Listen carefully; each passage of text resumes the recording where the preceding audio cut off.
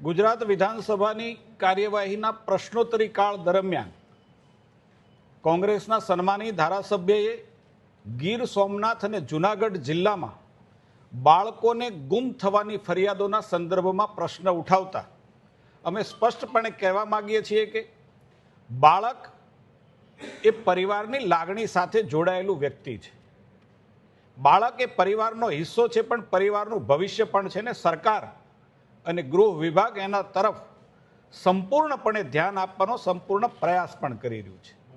જે પ્રકારે ગીર સોમનાથની અંદર 46 બાળકો ગુમ થવાની ફરિયાદો હતી, 100% બાળકો પરત મળી આવ્યા છે.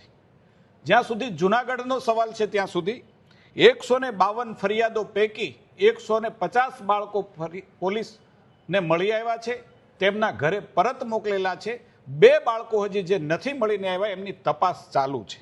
જે પ્રકારે બાળકોનું ઘરેથી પલાયન થવું, બાળકોનું ભાગી જવું, એમના માટેના અલગ અલગ કારણો, કોઈનામાં પ્રેમ પ્રકરણ હોય છે, કોઈનામાં અભ્યાસ અને અભ્યાસ માટે માતા પિતાનો ઠપકો હોય છે, કોઈનામાં સામાજિક સંબંધો કે મિત્રતાના સંબંધોની અંદર થયેલા મનદુખ, એવા કેટલાય કારણો રાજ્ય સરકારના ગૃહ વિભાગ પાસે આવતા હોય છે. મને કહેતા આનંદ થાય કે જે પ્રકારે રાજ્યનું ગૃહ વિભાગ માની મુખ્યમંત્રીશ્રી અને માની ઉપમુખ્યમંત્રીશ્રીના નેતૃત્વની અંદર કામ કરે છે, નેશનલ ક્રાઇમ રેકોર્ડ બ્યુરોના જે આંકડાઓ આપણી પાસે આવ્યા છે એ જોઈએ તો આપણને નવાઈ લાગશે કે જે પ્રકારે દેશની અંદર ગુજરાત છે એમાં સૌથી ઓછામાં ઓછો બાળકોના ગુમ થવાનો જે ક્રાઇમ રેટ છે ગુજરાતનો સૌથી ઓછો છે. દેશના રેકોર્ડ પ્રમાણે ગુજરાત 27મા સ્થાને એટલે કે બિલકુલ તળિયે છે.